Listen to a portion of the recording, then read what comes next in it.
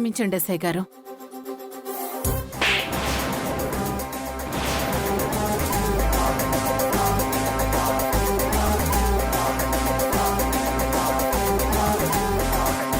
ఏం బతుకులరా మీవి?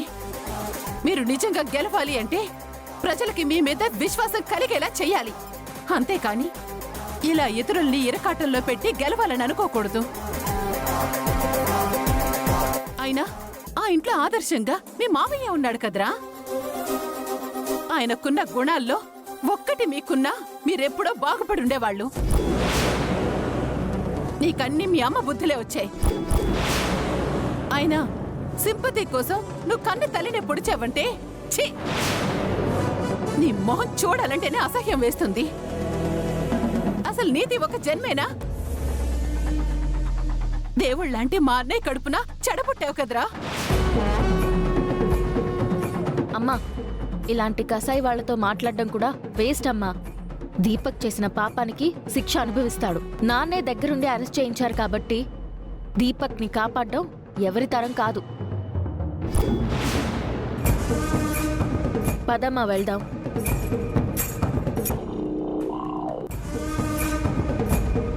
పద. కానిస్టేబుల్ లోపలై.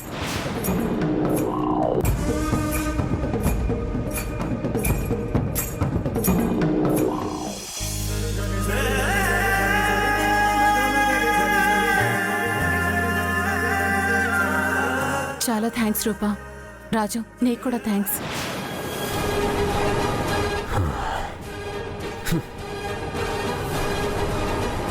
నా ప్లాన్ని పసిగట్టి మా మావయ్య ముందు నన్ను నిరికించి విరూపాక్షతని బయటికి తీసుకెళ్తున్నారు కదా. మిమ్మల్ని ఊరికే వదిలిపెట్టను. కత్తిపోటుతో మా అమ్మ పడిన బాధ, అరెస్ట్ అవ్వడంతో నేను పడుతున్న బాధ తొందరలోనే మీ అందరికీ చూపిస్తాను. మాకు థ్యాంక్స్ ఎందుకమ్మా? నువ్వే తప్పు చేయలేదు కాబట్టి నిర్దోషిగా బయటకొచ్చావు. దీపక్ తప్పు చేశాడు కాబట్టే లోపలికెళ్ళాడు. అయినా మీ ప్రయత్నం లేకుండా ఇదంతా జరగదు కదమ్మా. అమ్మా, నువ్వు గెలిస్తే మన జీవితాల్లో చాలా మార్పులు జరుగుతాయని నమ్మకంగా ఉంది. నువ్వు గెలవాలమ్మా. తప్పకుండా గెలుస్తారు. సరే అమ్మా, నేను ఇంట్లో లేనని తెలిస్తే నాన్న కోపడతారు. నేను ఇంటికెళ్తాను. సరే అమ్మా, నువ్వు ఇంటికి వెళ్ళు, మేము ఇంటికి బయలుదేరతాం.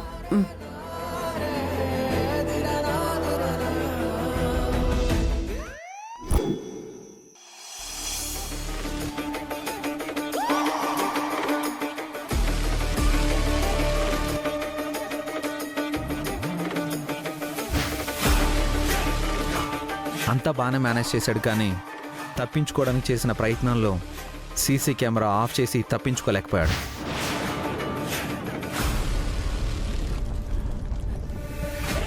దీపక్ ఇంట్లో లేకపోతే నాకు కుడి భుజం లేనంత బాధగా ఉంది. దీపక్ని ఎలాగైనా బయటికి తీసుకురావాలి. వాడు లేకపోతే నేను గెలుస్తాననే నమ్మకం కూడా లేకుండా పోతోంది.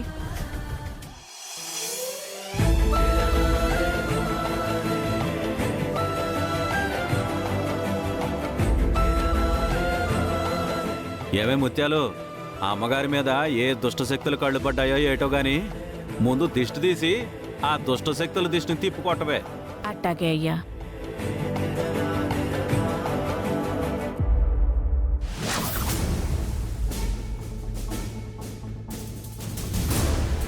ఏంటక్క, దీపక్ని అరెస్ట్ చేయించానని బాధపడుతున్నావా? బాధపడకుండా ఎలా ఉంటాను తమ్ముడు? ఎంత కాదనుకున్నా కన్న తల్లిని కదా.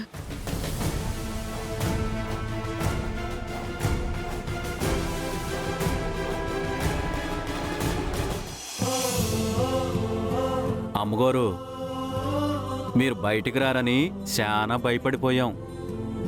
మీ నామినేషన్ కూడా రద్దయిపోతుందని చాలా భయపడ్డాం. దేవుడున్నాడు అమ్మగారు.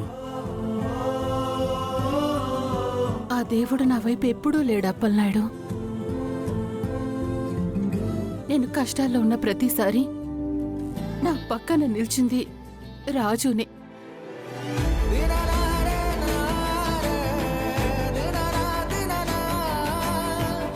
థ్యాంక్స్ రాజు.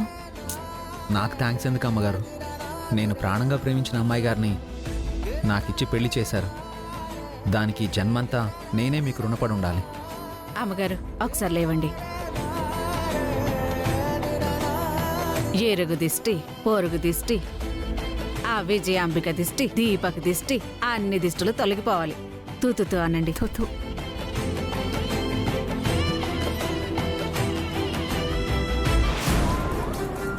ఇప్పుడు నీ కడుపు చల్లగా ఉందా రూపా? మీరందరూ కలిసి మీ అమ్మని బయటికి తీసుకురావడానికి ప్లాన్ చేశారు. బయటికి తీసుకొచ్చారు. మళ్ళీ ఇంకా దీపక్ని అరెస్ట్ చేయించడం ఎందుకు?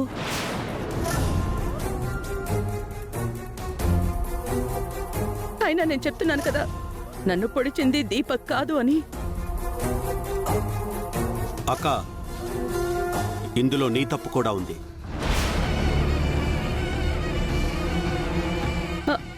ఇందులో నా తప్పే ఉంది తమ్ముడు. నిన్ను పొడిచింది విరూపాక్షి కానప్పుడు విరూపాక్షి పొడవలేదని నువ్వెందుకు చెప్పలేదక్క?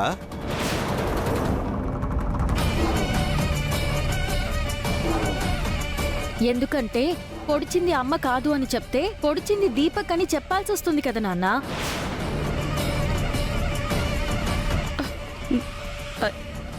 తమ్ముడు, నిజంగా నన్ను పొడిచింది దీపక్ అని నాకు తెలీదు. విరూపాక్షి మన ఇంటికొచ్చి బయటికి వెళ్తుంటే పట్టుకుందామని ట్రై చేశాను. ఆ సమయంలో సడన్ గా నా పొట్టలో కత్తి దిగింది. అసలు ఏం జరిగిందో తెలుసుకునే లోపే కళ్ళు తిరిగి పడిపోయాను. నాకు స్పృహ వచ్చేసరికి హాస్పిటల్లో ఉన్నాను.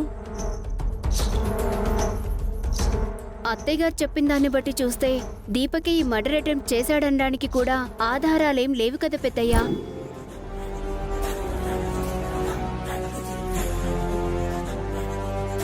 అవును పెద్దయ్యా, సీసీటీవీలు ఆఫ్ చేశారు.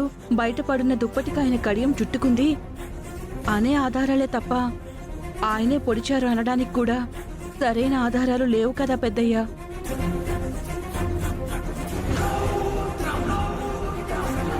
అలా అని దీపక్కి పని చేయలేదు అనటానికి కూడా ఆధారం లేదు కదా మందారం. ఎన్నికల్లో గెలవటానికి ఆ దీపక్ ఇంతకి తెగిస్తాడనుకోలేదు. ఎవరైనా ఇలా చేస్తారా? వాళ్ళకి మిమ్మల్ని అడ్డు తొలగించుకోవడం తప్ప వేరే మార్గం లేదమ్మగారు. అందుకే విజయాంబిక గారికి ప్రాణాపాయం లేకుండా పొడిచాడు.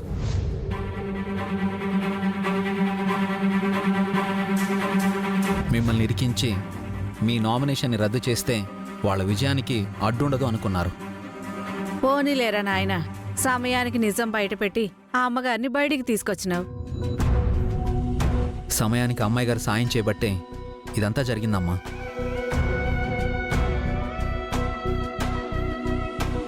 ఎలాగోలా అమ్మగారు బయటకు వచ్చేసినారు, అది చాలు. ఇప్పుడు అమ్మగారికి తీరుగే ఉండదు. వాళ్ళు చేసిన పాపమే వాళ్ళకి శాపంగా మారిపోతుంది. తమ్ముడు, అయిపోయిందేదో అయిపోయింది. ఈ తప్పు దీపక్ చేశాడో లేదో ఎవ్వరూ కళ్ళతో చూడలేదు. ఒకవేళ దీపక్కే చేశాడు అనుకున్నా వాడు పొడిచింది నన్ను, గాయపడింది నేను, నొప్పి అనుభవించింది నేను. నేను అడుగుతున్నాను కదా తమ్ముడు, దీపక్ని బయటికి తీసుకురా తమ్ముడు. వద్దక్క,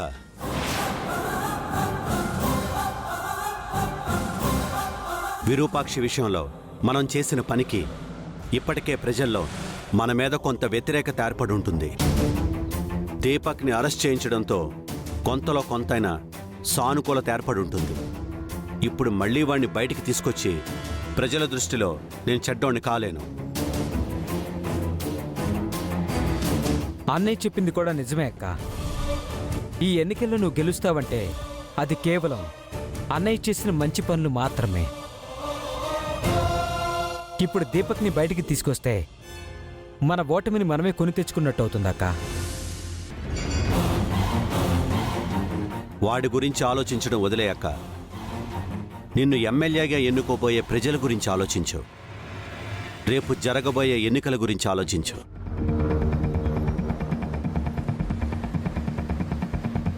అవునత్తయ్య గారు, ఇదొక రకంగా మీ మంచికే అనుకోండి. కన్న కొడుకని చూడకుండా అరెస్ట్ చేయించింది అంటే న్యాయం వైపు మీరెంత స్ట్రాంగ్ గా నిలబడ్డారో ప్రజలు అర్థం చేసుకుంటారు. అత్యధిక మెజారిటీతో మిమ్మల్ని గెలిపిస్తారు. మౌనిక చెప్పింది కూడా నిజమే. నా కొడుకు ఏం చేసినా నన్ను గెలిపించడం కోసమే చేశాడు కాబట్టి వాడి కోసమైనా నేను గెలిచి తీరాలి.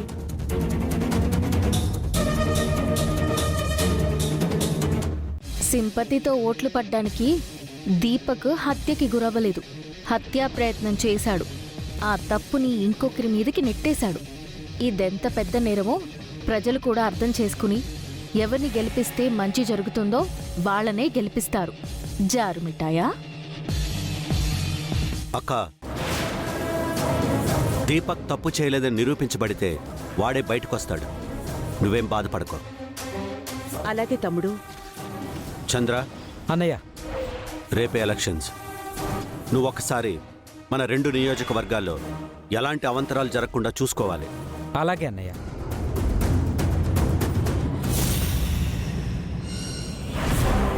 అమ్మా రూపా, వదిన గారు స్టేషన్ నుంచి బయటకు వచ్చారమ్మా. విడిచిపెట్టమని నాన్నే చెప్పారు కదా బాబాయ్. విడిచిపెట్టకుండా ఎలా ఉంటారు? బయటికి వచ్చారు. మంచిది. సుమా, వెళ్ళి భోజనాల ఏర్పాట్లు చూడు. దీపుతో హోంవర్క్ చేయించాలి అత్తయ్య. నేను వెళ్తాను, నువ్వు చూసుకో.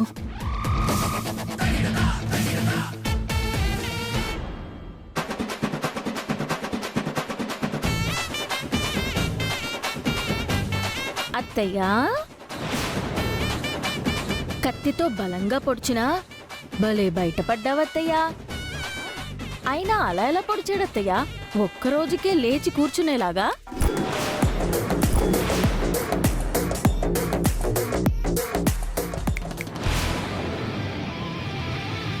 మీరు బయటపడినంత సులువుగా దీపక్ బయటికి రాలేడు.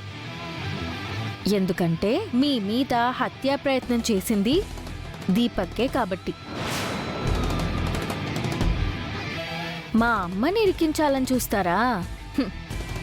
మీ కర్మేంటో తెలియదు గాని అత్తయ్య, నాకు సంబంధించిన వాళ్ళెవరితో పెట్టుకున్నా మీకు తగిలే దెబ్బలు చూస్తుంటే మామూలు ఫీల్ రావట్లేదు. వెళ్ళి పడుకోండి అత్తయ్య. రేపు మీకు పడిన ఓట్లు చూసి బాధపడాలి కదా. వెళ్ళండి, వెళ్ళి పడుకోండి. Good night.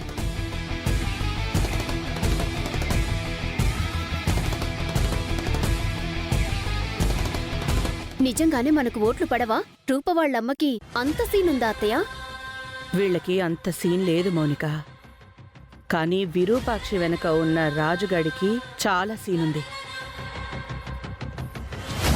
వాడు రాకుండా ఉండుంటే విరూపాక్షి బయటికి వచ్చుండేది కాదు, మనకు అడ్డుండేది కాదు. అసలు దీపకి ప్లాన్ వేయకుండా ఉండుంటే బాగుండేది. అంటే మిమ్మల్ని పొడిచింది దీపకేనా అత్తయ్య? అవును.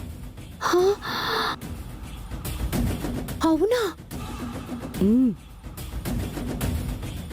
విరూపాక్షిని గెలిపించడానికి ఆ రాజుగాడుంటే నన్ను గెలిపించడానికి నా తమ్ముడున్నాడు.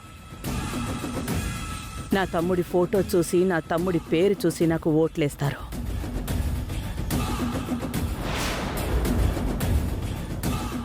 ఒరే నాయనా, ఈ ఎన్నికల్లో పెద్దయ్య గారితో పాటు ఆ అమ్మగారు కూడా అసెంబ్లీకి వెళ్తే చూడాలని చాలా ఆశగా ఉందిరా. తప్పకుండా వెళ్తారమ్మా. రేపే కదా ఎలక్షన్స్. అమ్మగారి విజయం యునానిమస్ అవుతుంది చూడండి.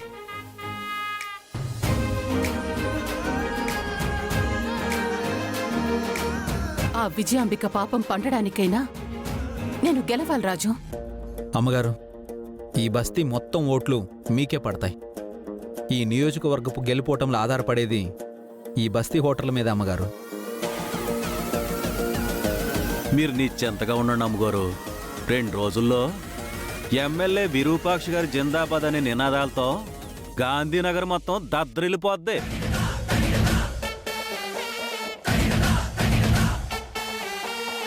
కాబోయే ఎమ్మెల్యే విరూపాక్షి గారికి, కాబోయే ఎమ్మెల్యే విరూపాక్షి గారికి,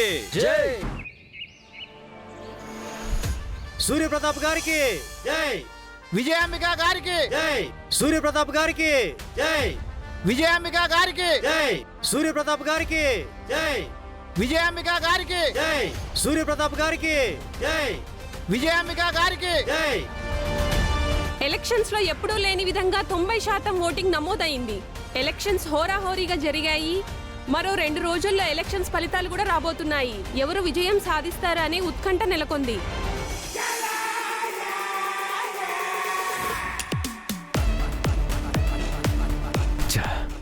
ఎలక్షన్కి నేను లేకుండానే అయిపోయింది. ఇప్పుడు ఏం జరుగుతుందో ఏంటో ఏమీ అర్థం కావడం లేదు.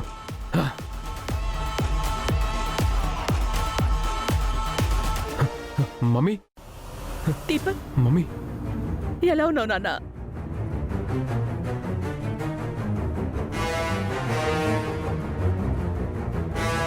గుడ్ మార్నింగ్ విజయాంబిక గారు. ఈ గుడ్ మార్నింగ్లు సలాంలు తర్వాత ముందు సెల్ ఓపెన్ చేయండి. కుదరదు మేడం. సెల్లో ఉంది నా కొడుకు అని మర్చిపోవద్దు. అది మర్చిపోయి ప్రవర్తిస్తున్నారు మమ్మీ ఈ పోలీసులు. మేడం, లా అండ్ ఆర్డర్ గురించి మీకు కొత్తగా చెప్పాల్సిన పని లేదు. ఇతను మీ కొడుకనే సంగతి స్టేషన్ బయట వరకు మాత్రమే. వన్స్ స్టేషన్కి వచ్చాక ఖైదీనే. పొగరు చూపిస్తున్నావా? లేదు మేడం, నిజం చెప్తున్నాను. గుర్తుపెట్టుకో, నేను ఎమ్మెల్యే అయ్యాక నువ్వే నా కొడుకుని రాజ మర్యాదలతో తీసుకొచ్చి నాకు అప్పగిస్తావు. దీపక్, అసలు ఏంటి మమ్మీ వీళ్ళ పొగరు? అది వాళ్ళ పొగరు కాదు దీపక్, వాళ్ళ వెనక ఉన్న పవర్. ఆ పవర్ మనం చెప్పినట్టు వినాలంటే ముందు మనం పవర్లో ఉండాలి. నువ్వు పవర్లోకి వస్తావు కదా మమ్మీ. అసలు ఈ ఎలక్షన్స్ ఎలా జరిగాయి మమ్మీ? ఆ రాజు రూప చేసిన పనికి నేను నీకు తోడుండలేకపోయాను. లేదంటే నేనే దగ్గరుండి గెలిపించుకునేవాణ్ణి. ఇప్పుడు కూడా కంగారు పడాల్సిందేమీ లేదు దీపక్. నువ్వు లేకపోయినా జీవన్ చాలా సాయం చేశాడు. చాలా వరకు ఆ ఓటర్స్ని డబ్బుతో కొనేశాడు. ఎగ్జిట్ పోల్స్ గాని, కొన్ని పత్రికలు జరిపిన సర్వేలు గాని మనమే గెలుస్తామని చెప్తున్నాయి. పక్కా మనమే గెలుస్తాం దీపక్. అప్పటి వరకు నువ్వు కొంచెం ఓపిగ్గా ఉండు. అసలే నువ్వు చేసిన పనికి మీ మావయ్య చాలా కోపంగా ఉన్నాడు. అనవసరంగా విరూపాక్షిని తిట్టామని ఫీల్ అవుతున్నాడ్రా. 2 రోజులు నువ్వు ఓపిగ్గా ఉండు దీపక్. ఉంటాను మమ్మీ. కానీ వీళ్ళేదో ఇంట్రాగేషన్ అంటున్నారు మమ్మీ. ఏ 3rd డిగ్రీ ప్లాన్ చేశారా అని భయంగా ఉంది మమ్మీ. దాన్ని కొంచెం ఆపమని చెప్పు మమ్మీ. అది నేను చూసుకుంటాను దీపక్, నువ్వేం కంగారు పడకు. సరే, నేను వెళ్తాను. నువ్వు జాగ్రత్త.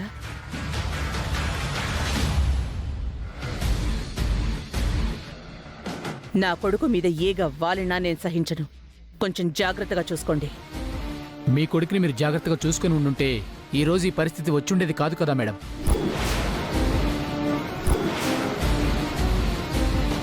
రెండు రోజుల్లో ఈ విజయాంబిక ఎమ్మెల్యే విజయాంబిక కాబోతోంది. నీకు దమ్ముంటే అప్పుడు చూపించి పొగరు. జాగ్రత్త.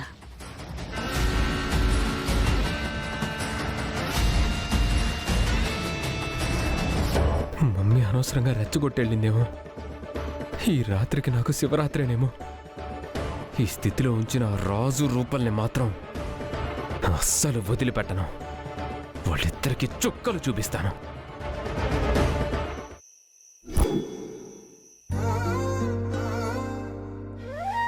రాజు, ఎన్నికలైపోయాయి.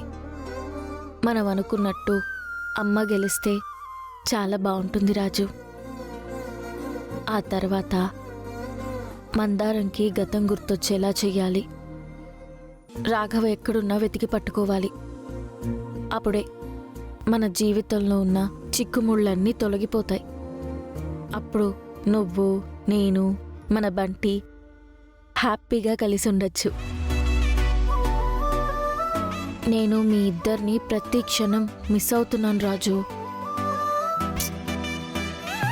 అయినా నా రైస్ పీస్తో డైరెక్ట్గా మాట్లాడుకోకుండా ఇలా ఫోటోతో మాట్లాడుకునే కర్మ ఏంటి బాబా నాకు?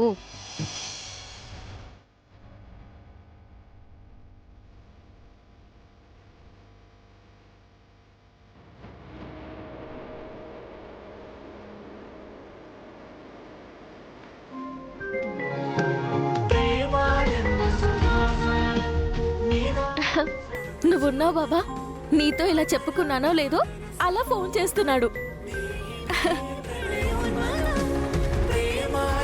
చెప్పు రాజు, ఈ టైంలో ఫోన్ చేసావు? మీకు ఫోన్ చేయడానికి పలానా టైం అని ఏం లేదు అమ్మాయి గారు. ఎప్పుడు చేయాలనిపిస్తే అప్పుడు చేసేయడమే. అయినా భార్యాభర్తలు మాట్లాడుకోవడానికి కూడా టైం టేబుల్ ఎందుకు కానీ చెప్పు రాజు. ఫోన్లో కాదు అమ్మాయి గారు, డైరెక్ట్గా మాట్లాడాలి. ఇప్పుడా? ఇప్పుడే. ఎక్కడున్నావు రాజు? నేను ఎక్కడుంటాను అమ్మాయి గారు, మన ఫేవరెట్ ప్లేస్లో ఉన్నాను. హా? ఈ టైంలో ఎందుకు వచ్చావు రాజు? పైగా ఇంట్లో అందరూ ఉన్నారు. నేను బయటికి రావడం కుదరదు. మీరిప్పుడు బయటికి రాకపోతే నేను ఎలా వస్తానో మీకు తెలుసు కదా. అయ్యో వద్దు రాజు, వద్దు, నేనే వస్తాను. సరే రండి.